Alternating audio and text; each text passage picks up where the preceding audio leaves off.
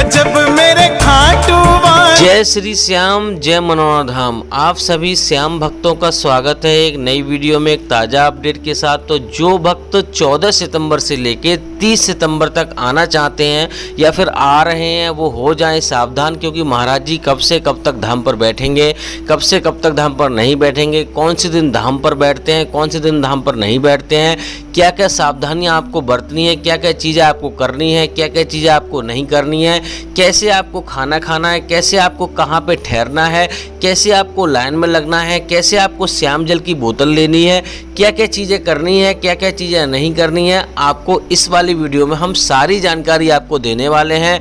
तो इसलिए आपको करना क्या होगा, वीडियो को शुरू से लेके एंड तक देख लेना है, काट काट के नहीं देखना है। अगर आप वीडियो बीच में छोड़ के जाओगे, बीच में ही काट काट के देखोगे या फिर अधूरी देखोगे तो आपको पूरी जानकारी नहीं मिलेगी, तो आपको बहुत ज़्यादा परेशानी यहाँ पे हो सकती है। क्योंकि दोस्तों आप अलग अलग राज्यों से, अलग अलग देशों से, अलग अलग शहरों से दूर दूर से आते हो, आपको यहाँ पर जानकारी नहीं है कि क्या क्या चीज़ें करनी होती हैं, क्या क्या चीज़ें नहीं करनी है।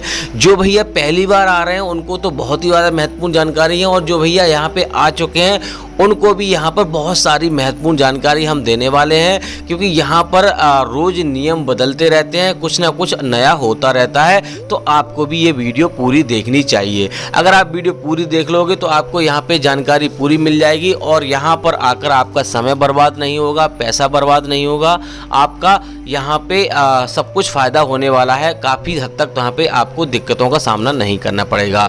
तो बस आपको करना क्या होगा, वीडियो को शुरू से लेके एंड तक देख लेना है। चलिए दोस्तों वीडियो को शुरू करते हैं। सबसे पहले तो यहाँ पे ये जान लेते हैं कि मनोहर धाम पड़ता कहाँ है। देखो मनोहर धाम उत्तर प्रदेश राज्य के बरेली जिला में और आंवला एक कस्बा के पास में एक मनोहर धाम पड़ता है गांव, वहाँ पर ये है। तो सबसे पहले आपको बरेली आना है। बरेली सबसे बड़ी स्टेशन है और सबसे बड़ा मंडल है, तो यहाँ पे बरेली आपको आना है। बरेली के बाद आपको आंवला आना है। आंवला यहाँ की तहसील पड़ती है, तो आंवला एक छोटा सा कस्बा है, वहाँ पर भी छोटी सी स्टेशन है। सबसे पहले आपको बरेली आना है। बरेली से आपको आंवला स्टेशन आना है, वहाँ से लगभग 20-25 रुपये का किराया है, और आराम से वहाँ जैसे ही आप आंवला पहुँच जाओगे तो वहाँ किसी से भी आप मालूम कर लोगे कि मनोहर धाम हमें जाना है, तो हर कोई बता देगा। ऑटो रिक्शा भी आपको, ई रिक्शा वगैरह यहाँ पे मिल जाते हैं आराम से। सबसे पहले आपको मनोहर धाम पहुंच जाना है। अब मनोहर धाम पहुंचने के बाद आपको क्या क्या सावधानियां बरतनी है, क्या क्या चीज़ें आपको करनी है, क्या क्या चीज़ें नहीं करनी है, वो आपको मैं बता देता हूं। देखो सबसे पहले तो यहाँ पे आपको स्नान करना है। अगर यहाँ पे आप सुबह में 4 बजे या 5 बजे पहुँच जाते हो तो सोने पे सुहागा है। अगर आपकी ट्रेन लेट सेट है या कोई और बात है तो आपको करना क्या है, एक दिन आपको यहाँ पे विश्राम कर सकते हो धर्मशाला में या फिर होटल में। वो हम आपको बताएंगे आगे कि कहाँ पे आपको कहाँ खाना खाना है और कौन सी धर्मशाला में आपको रुकना है। तो यहाँ पे सबसे पहले तो हम आपको बता दें, अगर यहाँ पे 4 बजे 5 बजे आप पहुँच जाते हो तो आपको उसी दिन यानी कि एक ही दिन में आपके दर्शन होने के चांस बढ़ जाते हैं। अगर यहाँ पे रुक कर आप दर्शन करना चाहते हो तो कोई दिक्कत वाली बात नहीं है, ज़्यादा खर्चा यहाँ पे आएगा नहीं।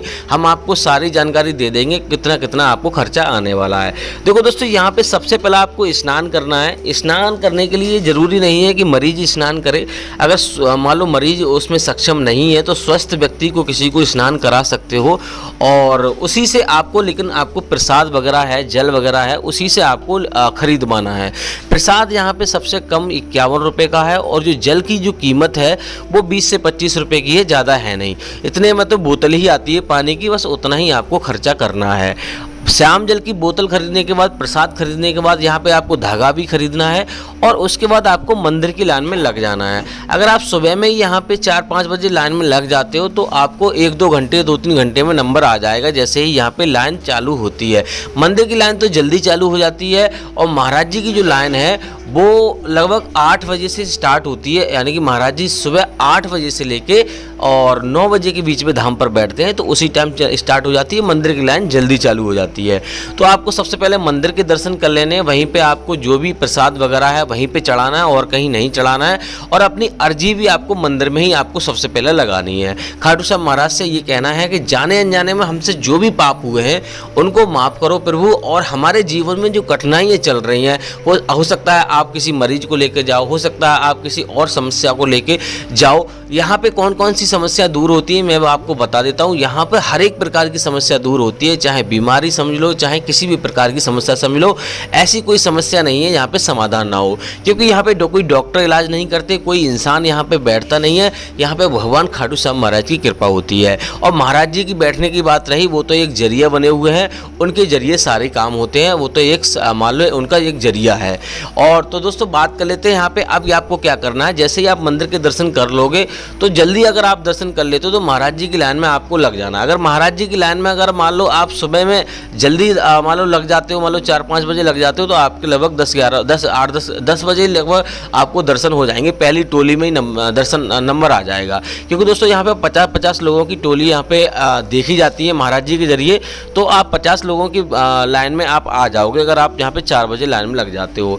अगर आप मान लो एक ही दिन में दर्शन करना चाहते हो तो मंदिर के दर्शन आपने कर लिए, उसके बाद अगर यहाँ पे लाइन में लगना चाहते हो तब भी आपके चांस बढ़ जाते हैं उसी दिन यहाँ पे दर्शन हो जाने के। लेकिन दोस्तों यहाँ पे कभी कभी इतनी भीड़ हो जाती है कि रोड से पार लाइन चली जाती है, तो यहाँ पे थोड़ी सी दिक्कतों का सामना करना पड़ता है। लेकिन हम आपको वो भी बताएंगे लाइन में आपको कैसे लगना है और कैसे आपको अपने मरीज को क्या आराम दिला सकते हो।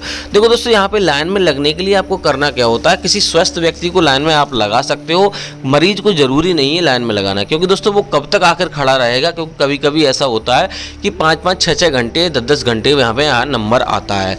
तो यहाँ पे किसी स्वस्थ व्यक्ति को आप नंबर लगा दीजिए, लाइन में खड़ा कर दीजिए। जब नंबर आएगा तब महाराज जी उस मरीज को बुला लेते हैं।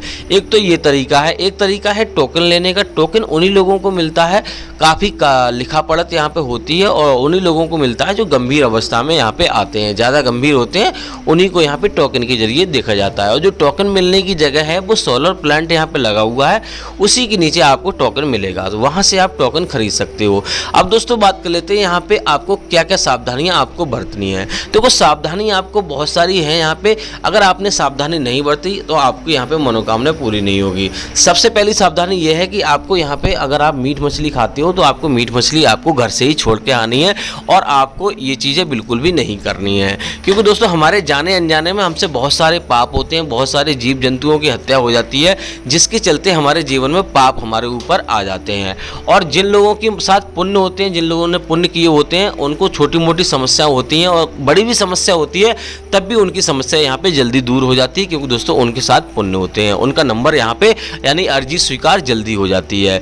तो इसी ये चीज़ आपको अर्जी में स्वीकार करनी है, बोलना है खाटू श्याम महाराज से, भगवान हे प्रभु हमसे जो भी गलती हुई है, जाने अनजाने में हर किसी से गलती हो जाती है, ऐसा नहीं बोल रहा हूँ कि आपने ही गलती की है, मुझसे भी और हर किसी से गलती हो जाती है। तो उनसे बोलना जाने अनजाने में जो भी हमसे पाप हुए हैं उन्हें हमें माफ़ करो प्रभु, आगे से हम गलती नहीं करेंगे और हमारी जो समस्या है उसे दूर करो। तो ये सारी चीज़ें करनी है दोस्तों। अब दोस्तों बात कर लेते हैं कहाँ पे आपको ठहरना है। देखो दोस्तों ठहरने के लिए यहाँ पे धर्मशाला बनी हुई है, होटल भी बने हुए हैं। 200 रुपये से लेके 1400 रुपये तक का यहाँ पे होटल आपको मिल जाएगा। जिस प्रकार का आप होटल लेना चाहते हो उस प्रकार का आप होटल में आप ठहर सकते हो। खाने की बात करें तो यहाँ पे ढाबा बने हुए हैं, होटल भी बने हुए हैं, आराम से 60 से 70 रुपये का खाना आपको मिल जाएगा पेट भर के आपको, लेकिन शुद्ध शाकाहारी यहाँ पे जो भोजन मिलेगा आपको। अब दोस्तों बात कर लेते हैं यहाँ पे महाराज जी कौन से दिन धाम पर बैठते हैं, कौन से दिन धाम पर नहीं बैठते हैं।